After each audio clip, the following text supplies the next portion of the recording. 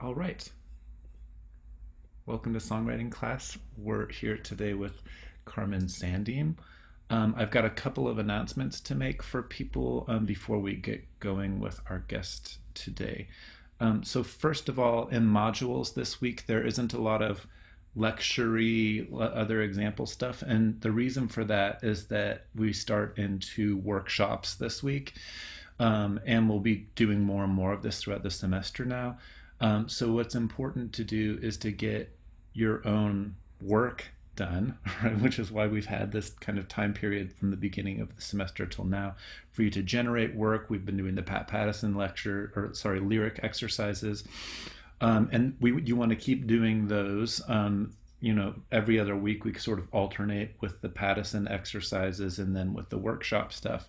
And with the workshop, I've asked you a number of questions that you need to write about when you post your song. And you want to think about teaching your song to other people in class, right? Because later on in the semester, you're going to have to cover someone else's song from class. So you want to keep that in mind as you're listening to other people's work. I made you, it required that you respond to four other students. And I think it's four, it's either three or four. Um, and I ask you to write to them like some substantive feedback to other people. And I was thinking like 300 words ish at least. And so there's going to be a little bit, it's going to take some time, right? So I put a due date for uploading your song by Thursday night at midnight, and then, responding to other people by Saturday night. But, if you don't get to responding to other people by Sunday, that's fine. It's quite a bit of writing to do. So I'm asking you to spend a lot of time with each other. And I didn't want to take up your time this week with you listening to me talk or something in lecture videos. So just know that there's a lot of work to do this week, even though there isn't a lot in modules, and that you want to not only upload your song, but upload your answers to my questions about your song and your process and your lyrics and what key you're in and all of your drawing on all of your abilities to deliver your materials. If you want to write out charts and you want to take a PDF or a picture of your chart written out, that's fine to help teach people. If you can do that, if you notate things, you can do it that way. But upload recordings and answer all of the questions that you can. And then when you respond to other people in your workshops, respond to the things that they want to work on. So look at what they've written, and when they say, like, this is what I want to have feedback on, give them feedback on that. Like, if they say, I don't want feedback on my lyrics, they're done, they're personal, I don't want feedback on that. Don't then comment on their lyrics, right? And then also for you, do be honest about and try to be specific more when you say like what kind of feedback do I find helpful. Like, don't ask people to tear your shit apart, like, because like don't ask people to be mean to you, and also don't be mean to other people. We want aesthetic feedback. It's not about liking or not liking other people's pieces, and so you'll feel this way out as we maneuver into workshops. That's all I'll say about that. Next week is October 5th.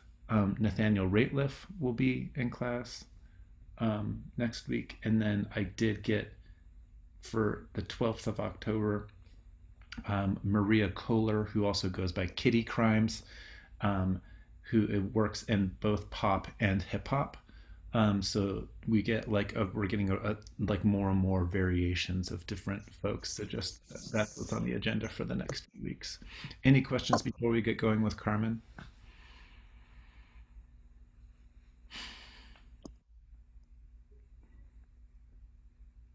Okay. And then one last thing, I did require you guys to respond to a number of peers, but you're welcome to respond to more. And even if without responding, you might just listen to other people's songs from class too, just to get a sense of who and what is out there. Okay. I'm going to introduce Carmen Sandim. Some of you might already know Carmen because she also teaches at Metro State, and you're teaching both piano and jazz history. Is that right, This Carmen? semester I'm only teaching jazz history. Jazz history, just okay. Yeah, I've taught a bunch of different classes for Metro in the past, but jazz Um, history. okay. So you can ask questions about history and stuff too. But I gave you guys a bunch of information for on Carmen's music and some links to even recent performances by Carmen.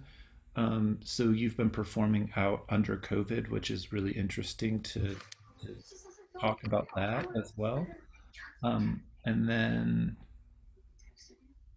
can you guys can you mute yourself if you're not? I don't know, some maybe Zane or something. There you are. uh, yeah, so you've been performing out and then also um, writing a lot in like you're producing more and more like recent material like under COVID you have produced material. Some material under. Yeah, Right. And so some of that's recent and then the most recent record is Play-Doh from which was like a year ago and I gave you guys links to that. Um, yeah. so I'm going to turn over to you, Carmen, or to just questions from people. It's really informal. Um, I can If ask. anybody has any questions, I don't have an agenda. I'm here just to answer or brainstorm or whatever.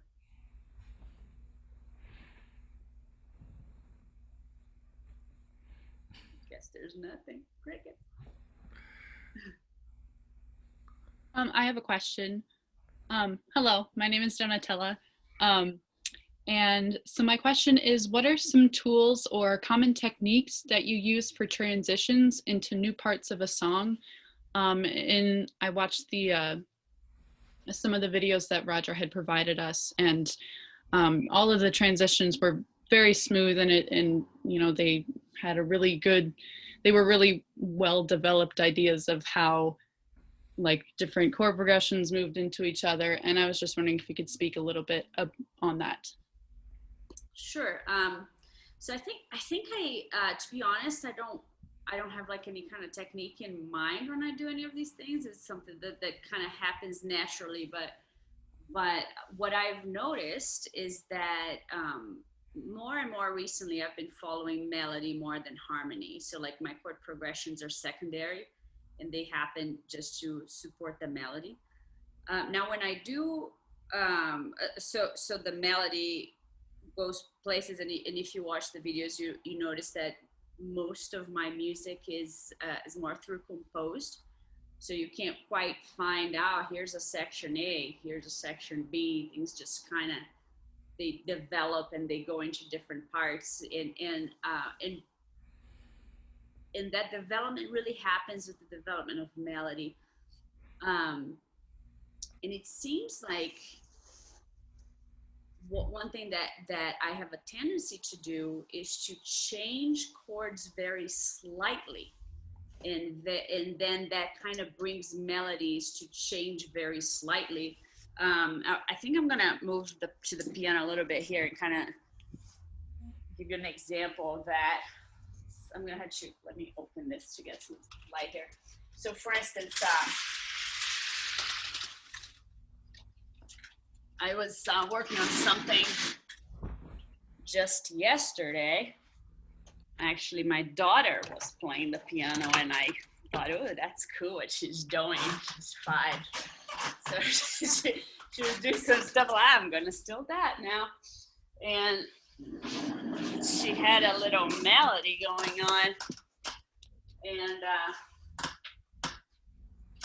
And something that kind of started like,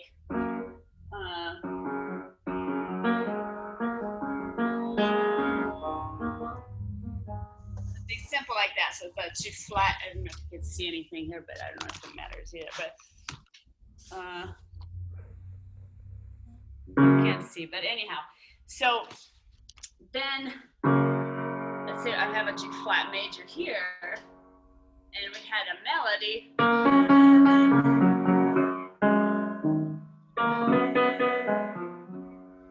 And I get bored very quickly. So then I thought,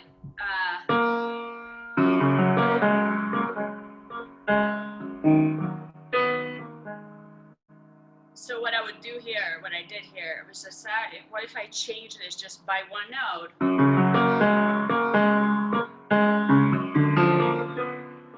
So I basically just changed the D flat one up to a D natural. So my point being, sometimes it just should take me to different places. I would change one note in the chord and make it an altered chord. So from a G flat major, it kind of became this G flat augmented. And then how does that change my melody? And that just takes me to completely different places, right? And from there, what I can do is, so I have a G flat, D flat, B flat, and then I have a G flat, D, B, and then that very quickly can become a D major, right? So it went to from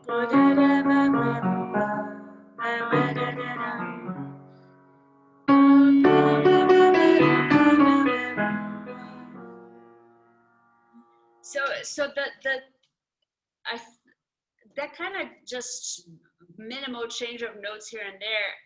I just love to hear how a melody can take me to these different chord things, and then immediately you're in a different key. Does that answer kind of the question? I guess it doesn't. I'm just kind of musing about my No, process. it does. Yes, it does. Yeah, that's really cool. Thank you. You're welcome. More?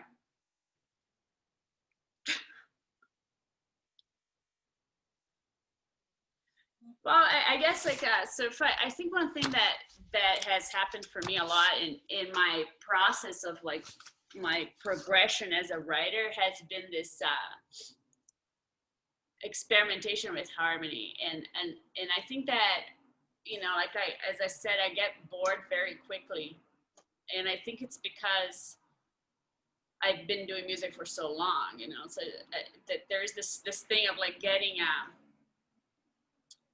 your neural pathways too used to dissonance, and then they become not that exciting, right?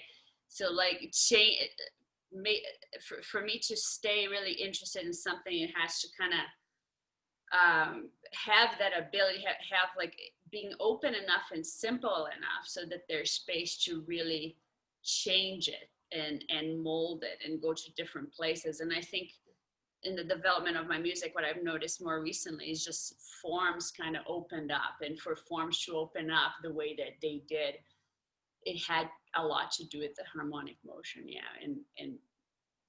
and following the melody through these possibilities of little changes and how that can inspire different developments.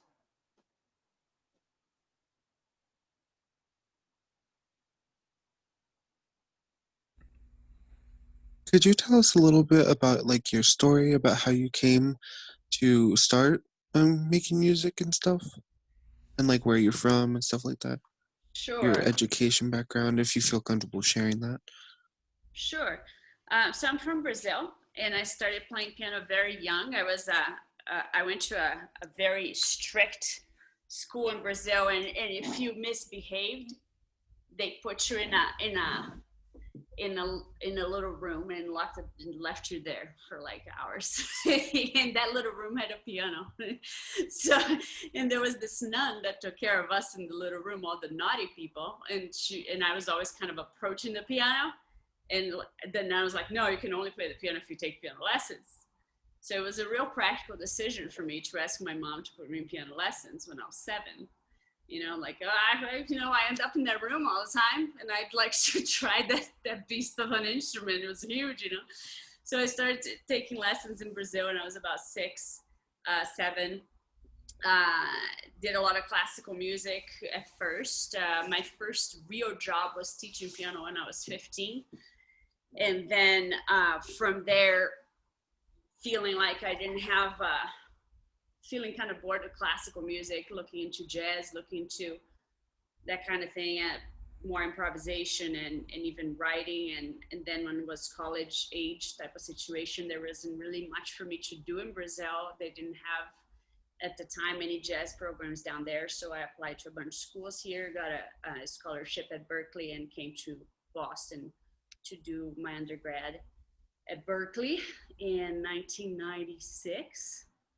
Um, and then from there, my major was film scoring, so I ended up writing a lot of music for TV and radio, political work. Got a job in Washington D.C. Eventually got bored with that, wanted to get back into music, so got into the program here at CU Boulder for jazz performance and pedagogy, and moved here, loved it here, been here since. So I've done I've, it's interesting. I think my background in music is so broad. It's like I played with an orchestra in Brazil for 3 years before I came here, a professional orchestra. So got exposed to a lot of classical music. Um, was interested in jazz and composition and just really having more opportunities to create with music from a young age. Played with like bass and punk bands and just a lot of different things, you know. So I think that having all that influence, it's one of the cool things is I feel like composing ends up being the only way I can use all of that stuff, all of my background in music. Yeah, because you can just put all of those influences in there and write what you want to hear. Very cool. Thank you.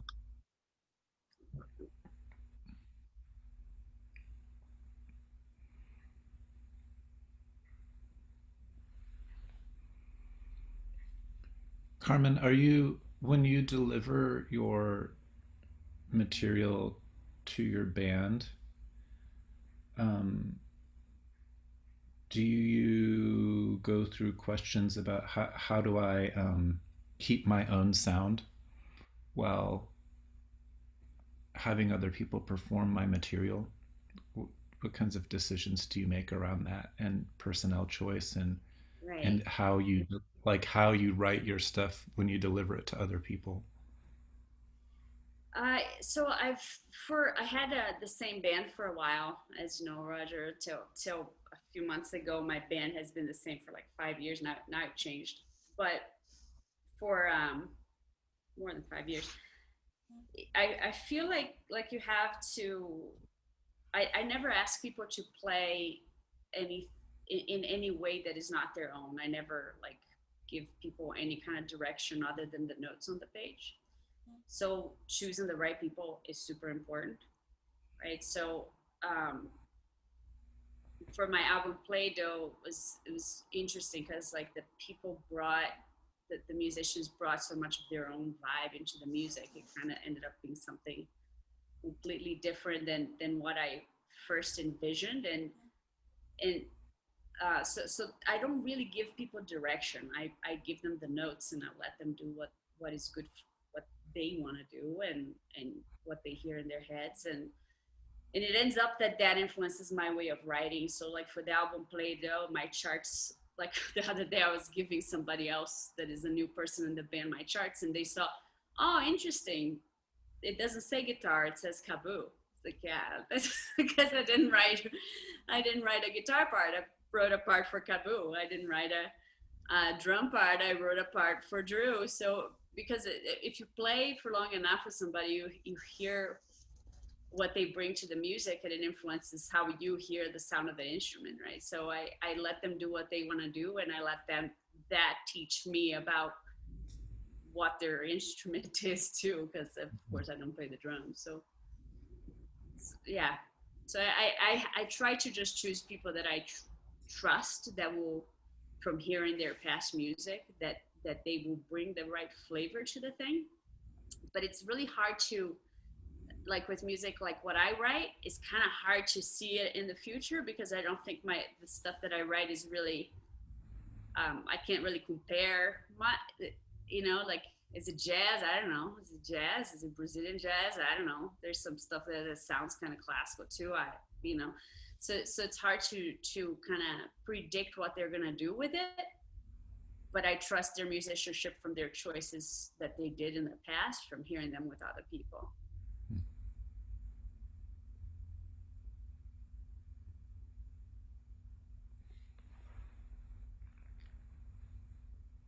Oh, there's a chat one. Let me just see. From Eric. Eric says, "Did you encounter bossa nova while you were growing up in Brazil?"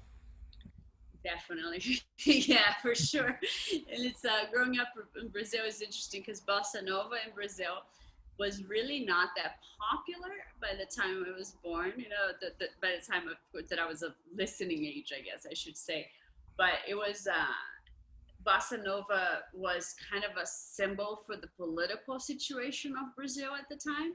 So Brazil has had history of like military coup and like extreme right wing dictatorships, and now like we have an extreme right wing president as well.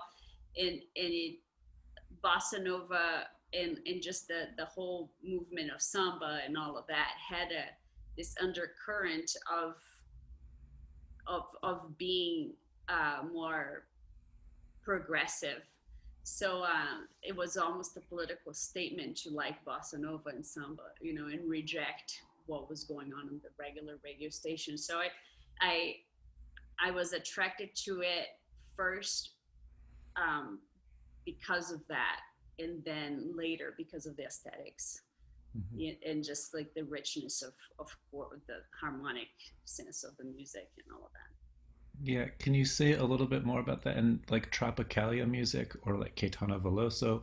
Like, how does the aesthetic translate into the political? I don't know if the aesthetic necessarily doesn't. It just kind of one thing fed the other. Like, you know, because of the writers of that era, the Caetano Veloso and Gilberto Gil and Chico Buarque, they were all protesting the dictatorship of 64 when they started writing their music, and that their music had in their lyrics so much innuendo about the situation. And then they were all exiled by the dictatorship, and so that became more of a flag for the movement. So one thing fed the other, and nowadays if you listen to these people, you're a left wing person. And it's funny because then sometimes like they do these shows and like all of the right wing people go because it's fancy now, and and then and then the artist makes some commentary about political situation, and then the right wing people get all up in arms. Oh, artists shouldn't have a say, blah blah blah. And it's an interesting thing how like their music was inspired by the situation, and it just can't quite be separate, you know. So I think that weren't necessarily the aesthetics weren't influenced by the dictatorship, but or by the right wing, the super, you know, the extremist right wing, or, yeah, by the situation, but it became tied. The messages became tied, and now you hear that, and it means this. Yeah, Mhm. that makes sense. Mhm.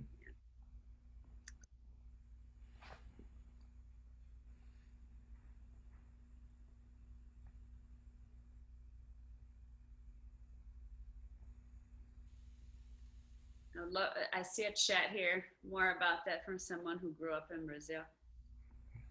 Um, is the question like you would like to hear more about the music or the history or the Oh, he's just commenting on your first answer, the okay. question about height bossa nova. Yeah, I think that just to kind of conclude that chapter is interesting too. Like we've talked about that, Roger, how just one of the interesting points of history of music for me that I've done a lot of research about is this difference between jazz and Brazilian jazz, and how um, the entire Americas have had kind of a similar history of colonization, and we had the Euro Christians come here using Rogers. Thanks for using my terminology. Yeah, so Euro Christians all came here to America, and they, you know, they kind of did what they did, killed all the natives, brought the slaves, and throughout the Americas we had this mix of musical influences and religious influences and all of that, and somehow we in South America ended up with music that sounds very different than here in North America, and just rhythmically speaking. How the in South America we ended up with samba and even Central America like salsa and all of the clave patterns and all of that, and not a lot of focus on improvisation. And here in North America, the focus on improvisation. So like this, the samba and bossa nova not as much. So bossa nova came out of samba, and samba and jazz, they have in their roots this it's music, it's protest music, and it's music that is resistance music, music that resists the the injustice, racial injustices, and the colonizers and all of that. So um, it's not surprising that as history kind of like develops, the the music from those roots kind of continue developing with the same kind of message, and at least to me, that the same they're still connected to always sort of like a political, or I don't know if political is really the word anymore, since politics are so but really like they stand for the same values, I would say. Do you see your own music as political in that way? No. Well, I don't see it as political, but I think everybody that is doing music that is not extremely commercial, we are flipping our finger to the capitalist view of music, right? We're really kind of like it's a little bit of a resistance, and still like this, the energy that moves us is an artistic, creative energy that says, yeah, I'll spend money and make no money on this, Hmm. Caesar, take what's yours. That whole thing, like let's push the table, the whole thing. And so I think in that sense, I think that all of us that are really engaged in music that is not necessarily commercial, that is more moved by the creative spirit, that we are somehow part of a resistance in some ways. Yeah. Yeah, and just to push that a little bit, just because, so, and I'm saying this about my dear friend Nathaniel Rateliff, whose politics are not at all right wing at all. So I don't want you to misunderstand. But I do feel when I look back to like some of the pop music in the past 10 years, and you hear oftentimes these, especially in the kind of folk world or Americana world. Um, uh, it kind of Oh, can you guys mute yourself if you're not? um, uh, these choruses where there's a lot of people singing in unison, and so Nathaniel's song "Son of a Bitch" is the one that comes to mind right now because it's a really famous one, and of course he's drawing on call and response patterns and channeling a whole bunch more. So that's just one famous example of this phenomenon of lots of people singing not even words, just syllables, like oh oh oh oh, oh something like that, right? It happens all the time, and it happened was happening before Donald Trump got elected. But sometimes I feel like that kind of drive to big choruses of people all singing in unison, that there's something like fascist in those kinds of like in the political sound of that, which is not at all to say that Nathaniel's like, I mean, Nathaniel is very much against that kind of politics. That's interesting. I never thought of that. We need to have But dinner and talk about that. That'd be interesting to understand more thoroughly your analysis. um, uh, yeah, I wonder about when you think about not like commercial, because this is obviously Nathaniel is very commercially successful, and so I wonder about the unconscious of a population and what we produce. I mean, you could say the same thing about like EDM music, about like four on the floor or house music. You could say the unison voice thing is one modality of it for me, and that kind of rhythm thing is um, could be interpreted the same way. Like, Interesting. Yeah, it's interesting. I'm not familiar with the artists you mentioned at all. Like I'm not familiar with anything that is not that is current. It seems like I'm not familiar with anything that sells more than 5,000 copies a year, I think. But I think that it's interesting. It comes to mind like just the idea of the work songs when you're saying that. But I eventually I'll check that out. The idea of the call and response and almost a meditative, maybe a trance-like kind of situation. I don't know. Yeah, I think what I'm referring to is when I say pop music, commercial music is really, I make a differentiation between pop music and entertainment music. Pop music, and there's music out there that is definitely produced with the mindset of being entertainment, right? And um, since like the brill building thing started happening with the producers that had like more formulaic ways of producing things that would be sellable. Hmm. I think that that's a very different thing than what we do.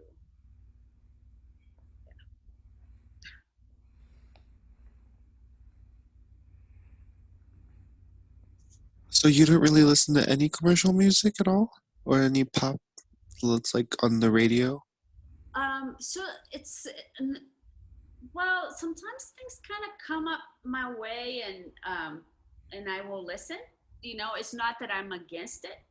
Uh, it's just that it doesn't seem like to kind of cross my path that often, and I think this is because the community that I gravitate towards, or that I like the people I hang out with, and um, I currently have been listening to more music that is pop than ever before, because I've Cool. in trying to kind of understand what it is that I'm missing inside that makes me not like it. So, and one thing that I would say that I think might be part of the thing, that because I've been here, because I'm from Brazil and English is my second language, I actually Mhm. only learned English when I moved here. Like my Mm. English before moving here was barely, like when I went to Berkeley, I had to take a cassette recording and record every class and go back home and listen back 3 or 4 times and transcribe what the teacher said and look with the dictionary. Oh my gosh, that must have been so difficult to do that. It's very hard. So I think what happened is that I really kind of spent years not paying attention to lyrics at all.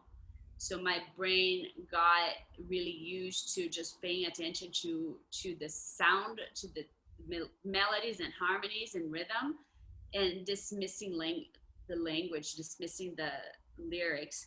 And I think a lot of the value of music that has lyrics is the lyrics. Like it's interesting if you're listening to the lyrics, and if you're not Yeah. the lyrics, there's like a verse 20 times and it's exactly the same, and you're like, oh, it's okay, I've had it after 3 times because I'm not really tuned into the lyrics. So I think that that's really what ended up happening with me, and it wasn't like a process that I was aware of. And now I am my boyfriend loves pop music, and he plays some, and I want to be open-minded and learn how to connect to it.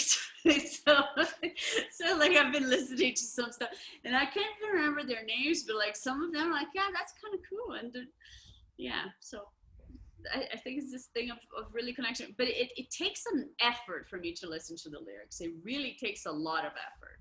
It's just not natural for me. So, and that's That's so interesting that that's kind of the way that you took it, like, and it's not really even your fault, like, well, what was your first language, if you don't mind me asking? uh, Brazil, we speak Portuguese in Brazil. Portuguese, yeah, I was thinking that. Yeah, so like when the lyrics are really simple, and when people, and there's a thing too of stylization that I've noticed with music that is more pop music, that you can't understand what those people say anyway. Oh my god, yeah, I get that all the time with my music too. My friends are like, I can't understand what you're saying, or like, I can't hear the words you're saying. You need to enunciate more, but like, it's just how I sing. So I'm just like, oh, I'm sorry.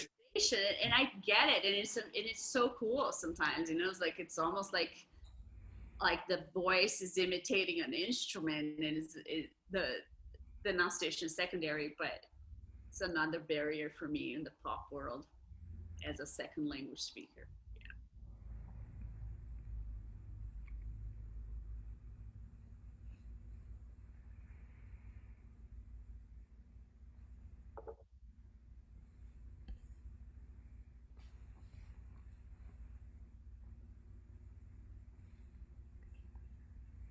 I'm resisting asking questions, right?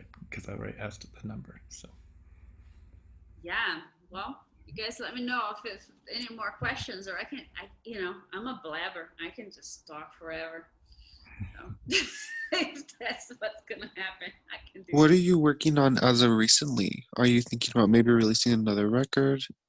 Yeah, so I have a record deal with Ropa Dope Records, and my last album came out in October, last October, a year ago, and the deal says that I have to have another album through them, which would be my third album by next October, like every 2 years, that they will release something for me if it's within a 2 years window, 2 year window. Um, so it's a very strange time to write music. I don't know how you all are feeling about it, but I feel like I've found it tremendously challenging to find motivation, you know, with this. And like I played, as Roger mentioned, I played a couple live stream concerts with this new batch of material that I might release, my record before next year. But I've been finding really difficult to be motivated to do things with music right now, and I think it's because and I'll be curious to hear if that's the situation for you guys to not to not have an audience, a live audience, to play into the vacuum for these streams. It feels like part of the muse is gone. It's like just not having that interaction with an audience, and not it feels difficult for me. The writing is not difficult, but the motivation of scheduling opportunities to try the material is not there. I don't. Yeah. So I don't. And I was supposed to schedule like a tour for this last album, and the little that I did schedule all got canceled, of course, like as with everyone else. And at the same time, I'm finding that making a living with music right now is so weird that I'm having to get a little less focused on that and focus on other ways of making a living. So it seems like my energy is scattered on that end, and it's hard to find energy for a forward motion right now. But there's it I was just talking actually to a friend yesterday about this. Like I sit at the piano, and I'm very lucky because my connection with the muse is very fucking weird. It's like it just kind of boom, it's there, and I can go 3 weeks just crunching numbers and doing really pragmatic activities in my life, and then I go back to it, and it's there and it's waiting for me. And thank God, because it would be horrible if it went away and I had to find it again. So my connection with music is right there, and I can sit down and kind of start writing a song immediately every time. But I don't know how from the writing to actually having the energy to doing all the steps that are necessary to actually producing music. I'm finding that difficult right now with the pandemic. It sounds like you really love to share your music. and like really to get like a feedback from like a live audience. I, Is that the case? Sorry. I guess it's odd because I never thought that it was, as I was saying before, as music of resistance. Nobody likes this music, yay.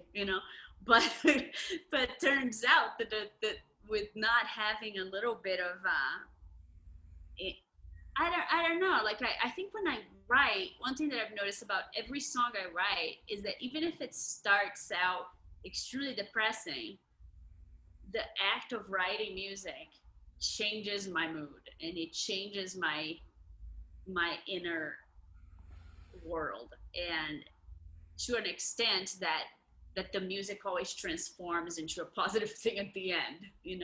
Like I don't have any songs that start out depressing and then end depressing. They all kind of end super happy because I'm really just happy about writing music. And um it feels like I the people that I know, that my audience appreciate that about it. And I feel like when I do have live performances, that is one of the the things that I sense from the audience, that there is a shift in people's mood, there is a shift in people's perspective, and they touch upon a part of themselves that is more not that is not necessarily weighed down by the everyday shit we all deal with. And so I think that one of the functions for me of writing the music is knowing that I'm doing that for my audience a little bit when they hear it. So just it feels a little bit more self-serving now that there's no audience. Yeah, that makes a lot of sense actually. It's kind of like music has kind of been, or creating it at least, has kind of just become a thing for you. Exactly. I've kind of noticed that for myself as well. Like, sometimes I'll just like randomly get up in the middle of the night and I like go sit. I have like a setup and I use Logic to record like just like basic ideas, like to create drum beats and loops, and then I'll create stuff on piano, and that's kind of like the basis of what I do for my music. And I'll just sit there and I'll just like make like literally 5 songs, like just like in the middle of the night randomly, and then like I'll come back and like listen to them, and like, but it just feels like a me thing. Like there's nothing else going on. And I've been thinking a lot about how I want to get my music out Hmm. because of all this stuff, and so that's something I'm kind of like battling with, and I think I found out a couple methods that I'm really excited about. But yeah, it is kind of become just a thing where like you're talking to yourself. Like even if you present something, like it's kind of just like you're the only one there. It's strange, but it's nice. It might be a good way to create some material and like use the feelings that we're all having about the way the world is right now. You know? Right.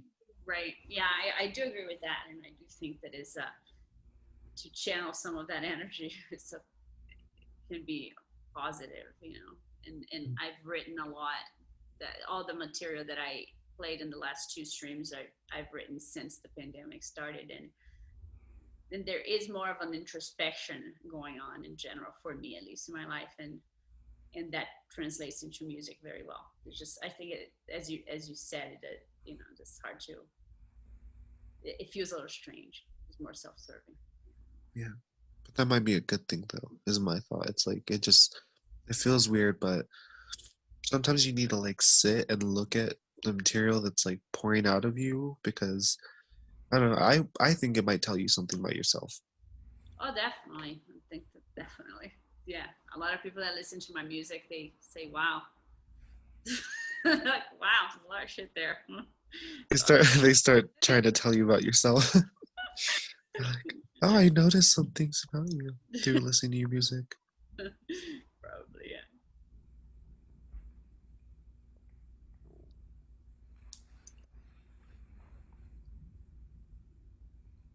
So part of that um, begs the question of like community under COVID. This is an ongoing theme in our class this semester. Is like how do we like think about community changing because of the conditions of COVID? And I mean, we've talked a little bit about issues of inequity in class and in modules and stuff, um, and what the possibilities might be for community on the other side of COVID. I guess if there is another side to it. Um, so I wanted to ask you about, like other songwriters and musicians and community, because obviously you have a band, so you have community with the band itself, but then Right. that band doesn't exist in isolation. Your players go play with other people. Right.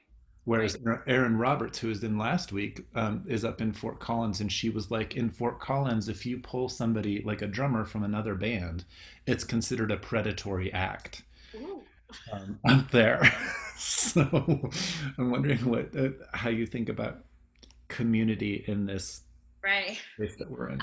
I feel like we're all in a non-monogamous relationship here in Denver versus polyamorous with our bands. So that's good. I think it's interesting. My community,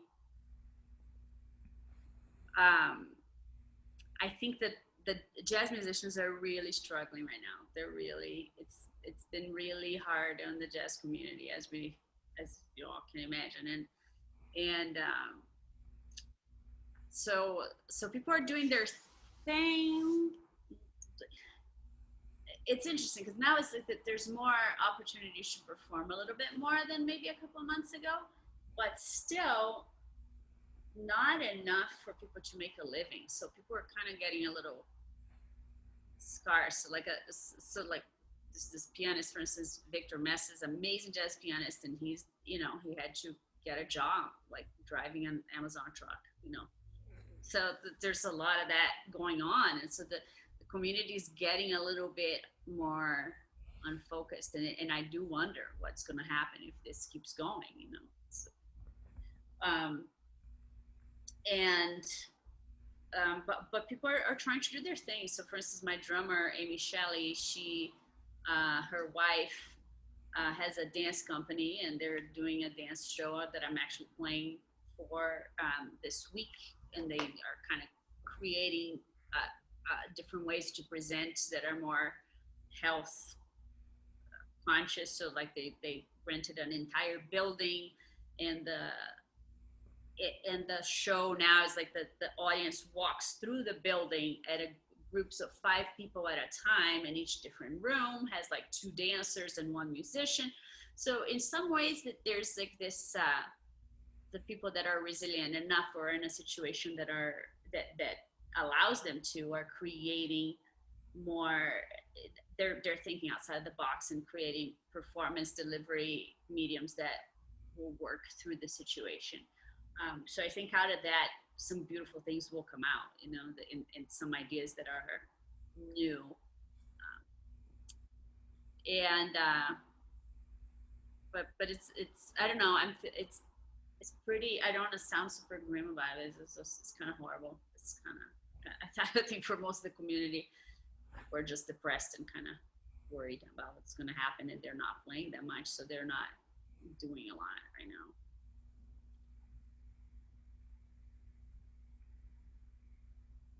And it's interesting too. Like I feel like our boss Ron Miles, like he's releasing an album on Blue Note, this Mm-hmm. month, and like he had all of these.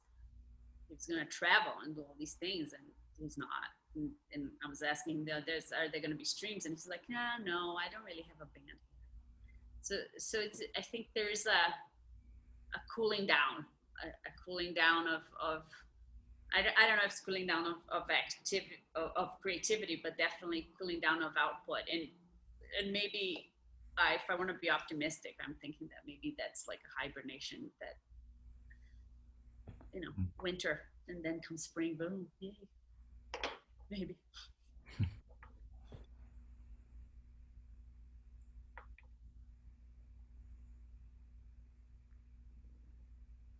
How do you? So I wanted to ask about what recording was like for you in the studio. You know, are you involved as a producer, as a sound, as a in mixing, and all of that. Um, Right. do you fix notes? Do you go back, or do you rely on the integrity of the performance? Never. Um, No, integrity is secondary. Perfection. I'm, I'm half kidding, but I only recorded and mixed with Colin Brecker, who our great friend Colin Brecker. And Colin is amazing, right? And he is a perfectionist. And even the things that I fast were kind of shitty. I'm like, yeah, just leave it there. I don't care anymore. I've been dealing with this music for too long. I just want to be done. And he's like, no, we're gonna fix everything. So he fixed everything, which I'm very grateful for. And I think that I we didn't fix we don't mess with solos because there's like a philosophical thing against that for me. Like Colin would mess with solos and cut it and paste and doing that and like create his own solo as an engineer, but we didn't do any of that. I feel like it's interesting. My it's just that my aesthetics and my natural dispositions that I gravitate towards the music. It's like the nuts and bolts of music. The the audio part of it, I'm completely dumb about it. Like you put something that sounds good in front of me and then I'll hear it and something that Colin will be like, that sounds shitty and I cannot tell the difference.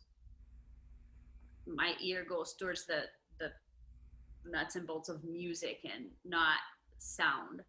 But I feel like after this second album, I am kind of like getting more and more interested in that aspect, but it's still pretty. It's not my natural thing. Um, but it was interesting with this last album because if you guys, any of you had a chance to hear it, there are some songs that had up to 7 instruments and some songs that were like a trio. So it was a wide range of experience with recording and the music is very technically challenging, you know. So some of the songs took a considerable time just cutting and pasting and matching it together. Like two of the songs that we had to stop every 8 measures and like then do the next 8 measures and then do the next 8 measures and then put it all together, which really shocked me because live, when we played live, we played the entire thing and you know it didn't suck horribly, just mildly. So it's interesting. I feel like having an engineer that I trust so much is 100% necessary for the type of music that I write. Having somebody that can go in there and make the things sound um, reasonable, that it makes sense. You know, I think Colin, having an engineer that can, especially with the very long form pieces, somebody that can work on the shape of the pieces and the sections and all of that was extremely important. It could never be an album of that. It's a one take, you sit down and you play the whole thing and it's done, you know, for my style of music and it's all acoustic music, but still, I imagine that with more electronic stuff, it might even perhaps be more intense on that end of production. But it's very intense for my style of writing for sure.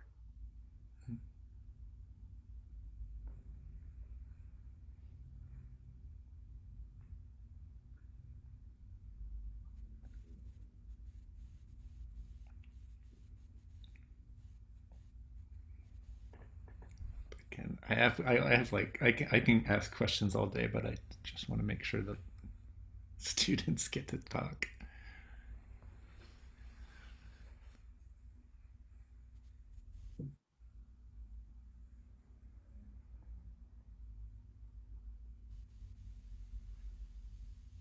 Okay, I want to ask about when you are making a record or you're putting a group of songs together, what makes an album for you? Or even, I mean, you could think of it as a set too, but like, but Right. I think for me it's an album because I did this that much, right? I think um, I've released only 2 albums, right? And it seems to me that, and now there's material for this third album. Um, for me, the bulk of the music that I write, it seems like I'm a very sporadic writer. You know, I there'll be like 3 or 4 months in my life that I'm writing, and then it's wow, there's 12 songs here, you know, and they all, and it seems like I'm always exploring kind of the same musical things, and I'm inspired by the same life circumstances, right? So because it all happens within 3 to 6 months, the writing process. So like I feel like, for instance, right now I am enamored with a harmonic idea that is what I was kind of showing you guys on the piano. This idea of maintaining a harmonic structure almost the same, but like a harmonic structure that is solid, and then making minor changes that take you to a completely different harmonic context. Uh, so all of the music that I wrote in the past 6 months have that characteristic. And in my previous album, I was going through the worst personal crisis of my life. So all of the music written for that album was during that time, and it had that vibe, and most of it is dissonant, and it starts rough, and then it gets better because music makes me feel better, and towards the end of the songs it gets better. So it feels like everything, an album for me, the bookends of it is always like I'm going through a specific time in my life that personally is drawing me towards music, with like maybe I'm overcharged with emotion, and at the same time I am exploring a specific harmonic concept that has been tickling my ear for some time, and if so that ends up creating a very specific sound, and that ends up being the album. So it's almost like this, the period of time that I'm in, I am this person throughout this period of time, so the art that comes out of me has a flavor, a specific flavor, and that flavor becomes the album. And then like, you know, there's the recording, release, and playing it out, and by the time I'm writing again, I'm in a different time of my life, listening to different things, and with other musicianship interests to look into.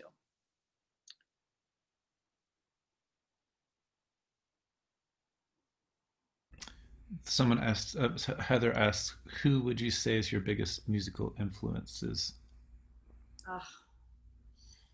Oh, there's so many. Wow. You know, so I would say that again, well, Ron Miles, I mean, up there, you know, in his harmonic, his melodic sense. And I say that right now, I would tell you that I'm kind of evolving into a new musical sound right now. That would be probably the fourth album, and it's what I was saying, very melodically oriented, and that comes from Ron Miles for sure. Like his sense of melody is just amazing. But I listen to a lot of contemporary jazz, and like Ben Wendell, and I listen to. I would have to look it up because now I'm drawing a blank. But pianists, a lot of pianists. I'm actually looking it up, what I've been listening to, because I can't remember. Isn't that weird? Anyhow, so like I love that guitar player. I've been listening to a lot of him. What is his name? The guitar player from Africa, super amazing guy. My From name what? from Africa. The Like that guitar. Ali Farka Toure or something? Um, no, man, I'm so bad with names. Can you tell? It's uh, Lionel Lueke. I've been listening to a lot of Lionel Lueke, and I love his sense of rhythm. And of course, Brad Meldau, and Um, I don't know, all of the super or Shy Maestro, you know, these new guys, they have like such cool sound. And when I've been trying also to like focus more on rhythm. So like Aaron Parks and his sense of metric stuff. Um, the big bass guy. I like Gilead these days too, and Esperanza Spalding. A lot of just the more contemporary jazz people, you know. Yeah, it would be hard to kind of say top five. It's because it is more like top 50. So So I don't think that we'll get him in this class this semester, but I'm glad you brought up Ron Miles because he came into songwriting class and talked. Some of the students that are in this class um, got to talk to him about his music. But so one of the things you said, it's exactly the thing that he said is that he writes melody first and he only figures out the chords afterwards mm-hmm. in terms of um, of the writing. Um, Yeah, also, oh, sorry, go ahead. interesting that. So just a point about that, because like being a pianist, that is like unusual, Yeah, guitar player too. Yeah. right? It's unusual, and I think that started for me, and I'm so glad it did because I have two kids. They're 7 and 5, and like it's the anti-artist situation to be a single mother of two. It's just really like it's really hard. So what ended up happening is that I gave myself some homework a few years ago that it was to just be singing and humming new melodies all the time because I can't get to the piano. No, it's impossible. And even when I get to the piano, then they think they should be playing the piano. Like they're little narcissists. Children are like that. So it needs to be all about them all the time. But so I sing melodies all day long, you know, like new melodies, and I hear a little motif and I sing it again and I develop it in my head and I drive around and I'm singing new melodies or I listen if I listen to something that I love, then I'm singing that melody back to myself and like, wow, what would it sound like in minor, and what would it sound like if I went a different direction? So that kind of really changed the way I write. Just having that homework of us of and it's homework is the wrong word because it's not work at all. It's super fun. You just like creating new melodies all the time, and I think that really shifted the way I write music just from necessity to be involved with music. I had to kind of do more of that than sitting at the piano and putting chords. I used to write with chords first and then melody, and that shifted for me because of my life situation, really. Hmm. That's really interesting because it's something similar to what Erin Roberts said last week. And she was talking about having young kids as well and how she ends up writing more in the car when she's. Um, and that also opens up just another question about, I mean, so we focus at MSU Denver. One of the reasons why we're a university is we have these other values like general studies values like inclusive excellence stuff. And so I just want to give you the opportunity, but not put you on the spot, to talk about like, are there ways that you feel like gender or gender inequity or any other of our categories of inequity might have influenced you or Yeah, had encounters with this kind of. yeah, that is like a heavy topic because it's so. I even make myself more comfortable when I put my feet up right now. Like, oh, I see. That's what we're going to talk about now, because it's really uh, I think we're seeing a shift in every area right now of like putting the spotlight on how ridiculously difficult it is for minorities to get the same opportunities and be um, be judged using the same metrics, you know. So like I had a gig for a while at the Crimson Room, for instance. This is just one example. Um, I don't play there anymore. And well, it wasn't that long, that gig, but one day this manager guy came to me and he was super excited and he's like, it's so great to have you here because you are hot and you can play and you can play and you're hot, and that is rare. And then it's like, oh, okay, so I don't really know what to tell you, like, fuck you very much, or like, so does that mean That's that what I would have said. That was so fucked up for him to say that to you. but because it's like, here's the thing, like, of course I pride myself on my playing, and I'm proud of my generic material and what my mama had to do to put me in the world with my, but what happens in 5 years if I'm not hot? Do I not get the gig? And that is the question, and and then also, like, when I went to CU Boulder, my God, I was vibed by the students there. And by the way, you're all in a music program. The vibing thing. Why is it that programs need to have the vibing thing?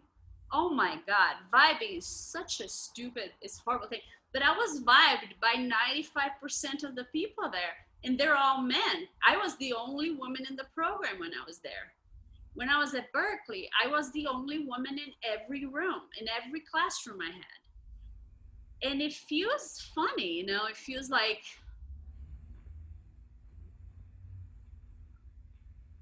I mean, I don't know. I feel like I always had to create my own opportunities. That I was never invited to play with people, except for people like Ron Miles invited me to play with him, and I played with him for a while. Um, but there is a boys club vibe, and then you go and play gigs, and that kind of shit happens, or you're like, the commentaries about your the generic lottery or that kind of stuff. And so it's really kind of, it's there, people question, is there really a distinction? Yes. Is there, do we get less opportunities? We do. We get less opportunities, women, we do, in this world of jazz, at least. Do you get judged more? I think we do. you know and I think that it's interesting because now, um, my last album got a lot of recognition. There was a article on Jazz Times. There was an article on Downbeat magazine. There was a bunch of interviews and this and that. And my label thought it was strong enough to send it to the Grammys. And so now it's interesting because there's a lot of the people that used to vibe me talk to me now, and they didn't talk to me. They wouldn't, like, I would get to an ensemble rehearsal, and I wouldn't be acknowledged. People wouldn't say hi. So it's really fucked. Mhm. Can you just say more about what you mean by the vibey thing? Is it like people like acting attracted to you vibe, or people like just like rejecting you, like not talking to you vibe? Both. Yeah. so, so in all of the situations I've had playing, I joke about this sometimes. There were only about, I used to know the number exactly. It was about three, but I stopped counting now. But there were only up to, like, maybe 3 years ago, three bandmates that I had that never hit on me. Only three. And then, so that was one of the vibey things, which was really weird. It's like, but I understand that a little bit, just because those poor men are just surrounded by men all the time. They don't even know what to do. It's just crazy. It must do something weird being surrounded by so much testosterone. I don't know. But the other vibey is the thing of, like, really being judged using different metrics. Knowing, for instance, that I'm my my musicianship is comparable to a lot of other guys that do get gigs, and that I wouldn't get the gig, you know, because, and I would say that there's something there about the my lady parts, but maybe I'm wrong. Maybe they just thought I sucked, but I don't know. I think. think there was more there. So at least in a few of the situations.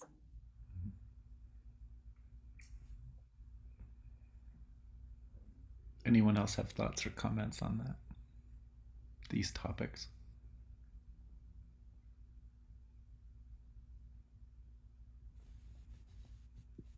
I mean, I would just want to say that I'm upset that those things have happened to you, and that we as women have to deal with this until things somehow change, I guess.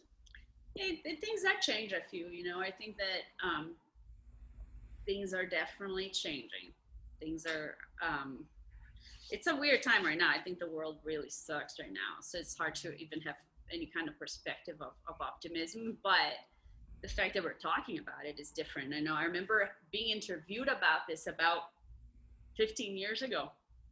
That there was like a woman thing about it, this woman festival, and I remember that the question was if it was true that there was discrimination, or if we were just, or if it's a thing of the past in the 50s, and we're still talking about it, and now there's no reason to talk about it. So that has shifted. We at least we're acknowledging, yeah, there's definitely a problem, and working towards change. And it, of course, is not just in music. I think, like, I don't know, it hasn't been even a century since we were allowed to have bank accounts. So there's no way that stuff doesn't trickle in every area, And there's this actually a great interview with Maria Schneider, if you guys are interested, where they ask, Maria Schneider is an amazing jazz composer. If you're not familiar, you should check her out. And they ask a question of this sort to her, and her answer is just beautiful, because it's really more holistic. Is this idea of like, well, we are still as women being brought up in a way where, like, what we teach our girls is that our value is in being seen, right? And it's really our exterior, and is in being seen, is in being beautiful, or all of those things. So we create a system in which girls put a value on activities that are not introspective.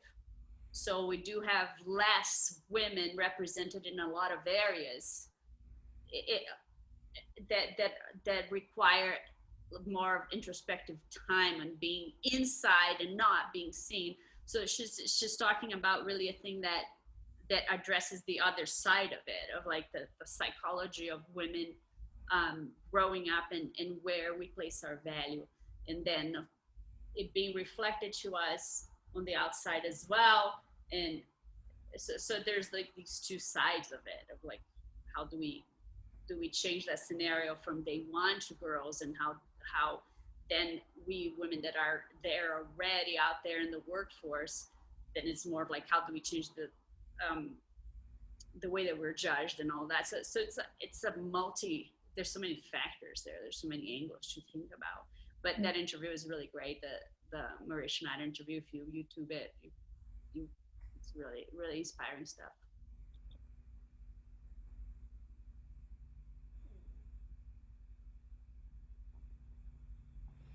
Does it influence the vibey stuff?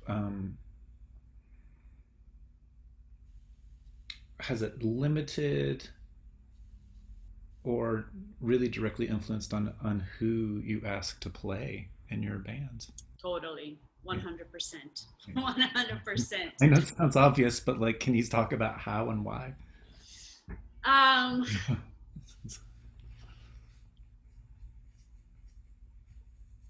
well, I never play with people that anymore. I don't even consider people playing with people that I don't love and trust anymore, because it's not worth it for me anymore. Like, if to get to the bandstand and not knowing who is there, and then feeling like there's a vibe, and then not knowing, maybe the person's just vibing with the world, or it's a vibe because I'm a woman, or what the hell is happening, and always being the only woman in a band. Rarely there's more than one woman in a band. So Nowadays, honestly, I will not play gigs with people that I don't love and trust, because having these experiences that are bitter and and difficult, I think kind of creates for me a bad taste about music in general. And then I'm less in love with it, and my connection with it is less pure. It kind of brings baggage. So like the people that I invite for my bands are friends I've had known for years, or um, it's interesting how like and I'm sure in the world of songwriters that must be the same, that there are these pockets, these groups, and they kind of have a specific thing, right? Their energy, their whateverness. So like I'm a disciple. What is that? The word is that my guru is like Art Landy, for instance, right? So Art Landy is a jazz pianist, and all of us students of Art Landy, we have a kind of a same outlook, philosophical outlook about music. And I gravitate towards people that have that same philosophical outlook, and that includes this a human connection that is strong and collaborative and not competitive. I think the competitive thing is for horses, like to be surrounding myself in competition and with art is counterproductive. So I tend to only invite people to play that have the collaborative spirit and not the competitive spirit, really. Hmm.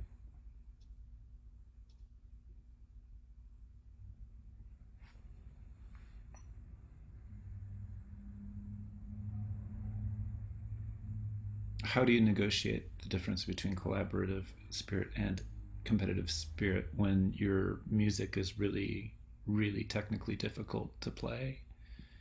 And so much of developing technique, especially being able to improvise in jazz over really difficult chord changes, for example, so much of that gets wrapped up in Right, that's an interesting question. I don't know. Like it's I'm now I'm right now presently experimenting with a different band, but my last band is interesting because my last band, the quartet, was myself, Bill McCross, and Kabu Carter Young, and Drew Heller. And Bill, Kabu, and I met at a like 10 years ago at an artist retreat that led by Art Landy in upstate New York, and it was a super. It was very hippie based, right? So like these guys are technically incredible musicians, and I know that they can handle anything I put in front of them, but their thing is like I've known them from that particular um, situation in which what we did every day was play free music, and we would wake up at 10 a.m. and play free music until 2 a.m. the next day, basically, and go for walks and sing free music, and swim in the river, and singing free music. So it's an interesting balance. Like they're technically incredibly proficient, but in free music there isn't really a way to be that competitive because it's free, and you can't. How do you judge it, right?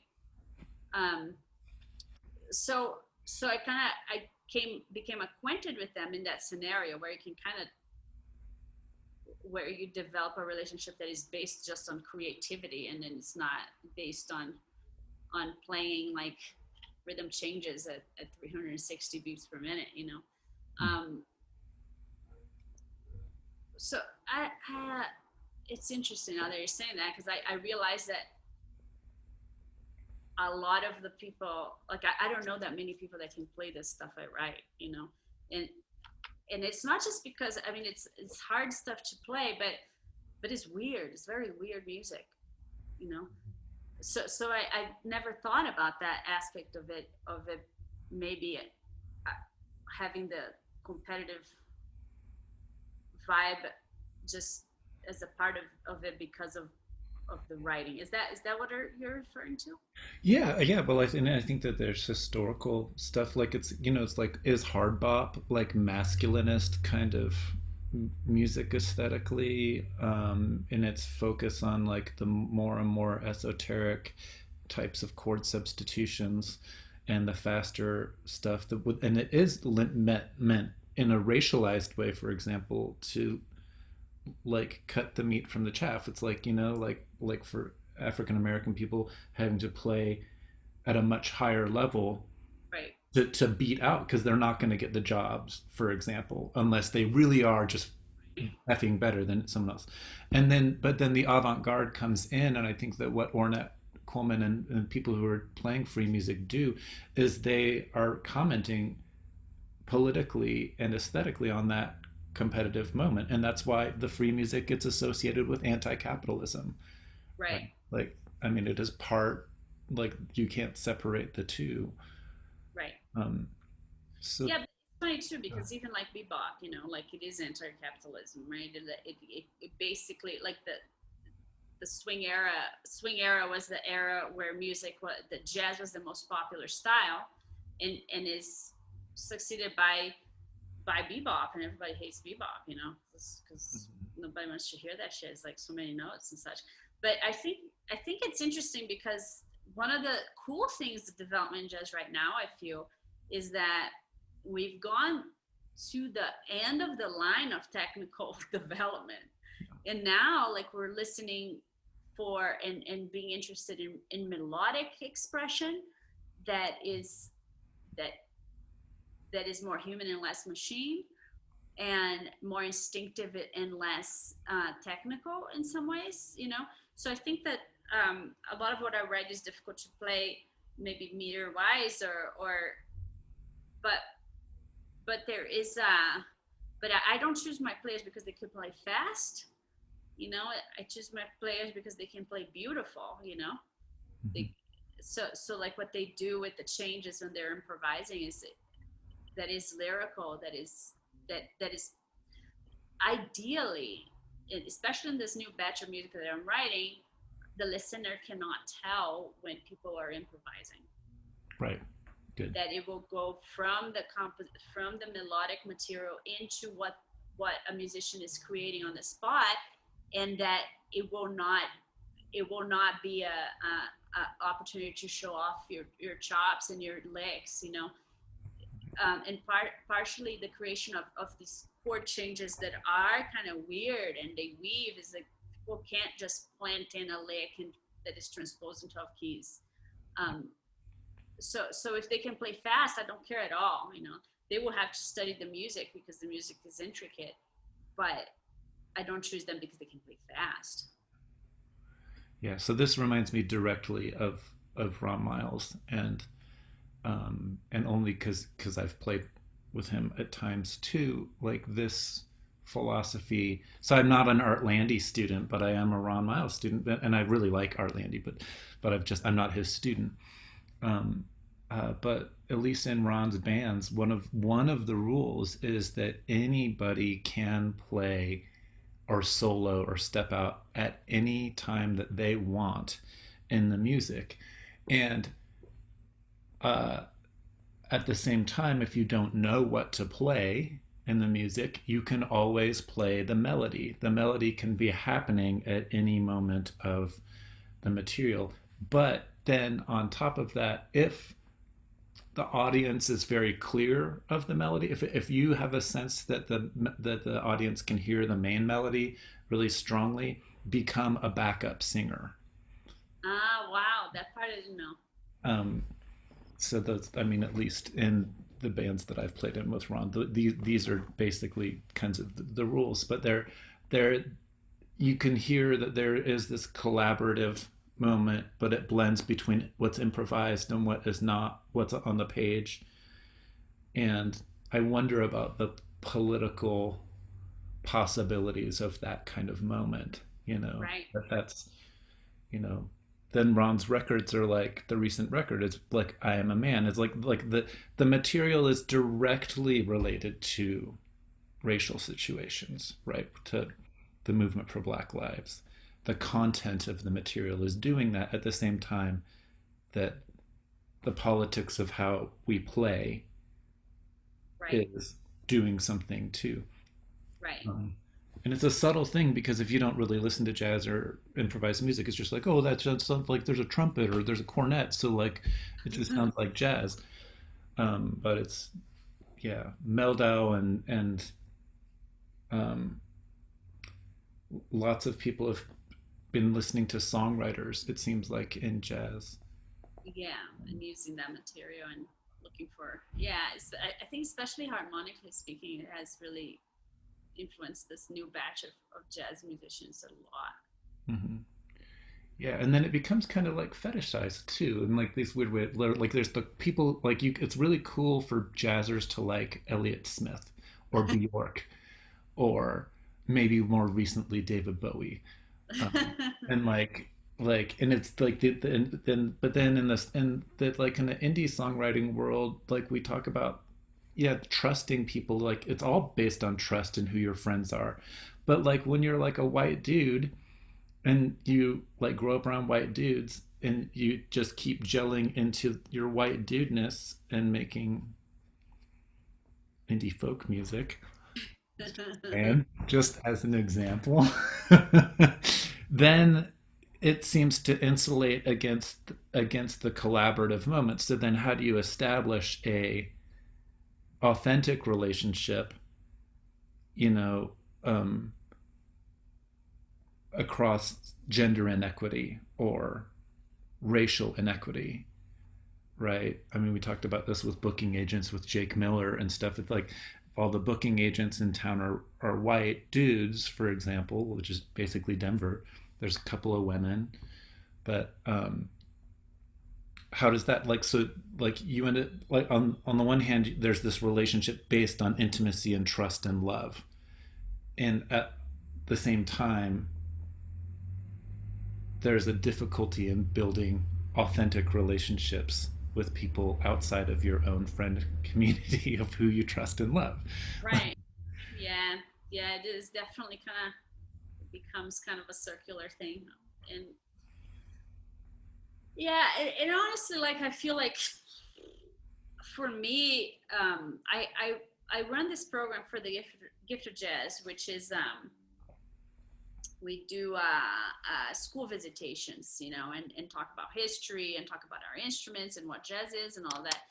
And until last year, that band was only men, like historically for decades, you know, that went to schools. And now, so I'm running the program. So now there's me, a Latina woman in the band, and I hired Kim Bird, a bass player, female bass player.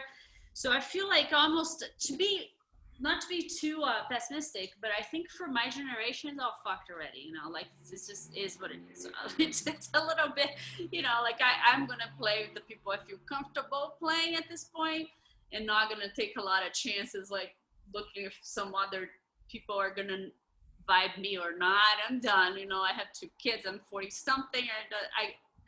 But you know, I'm me being out there and, for instance, running this program and doing my live streams and doing my releases. Hopefully, is a contribution to the the future generations, and you know, to just be a something where there is more women to that girls can identify with within this situation, and that boys are not thinking this is boy music, you know.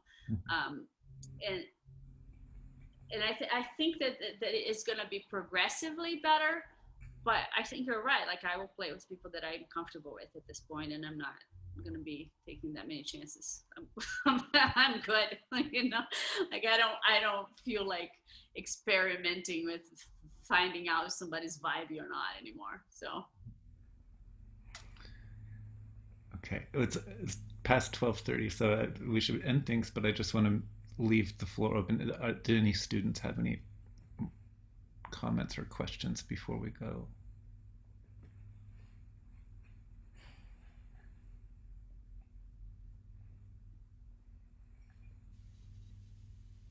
Okay, thank you very much for taking the time to be with us, Carmen.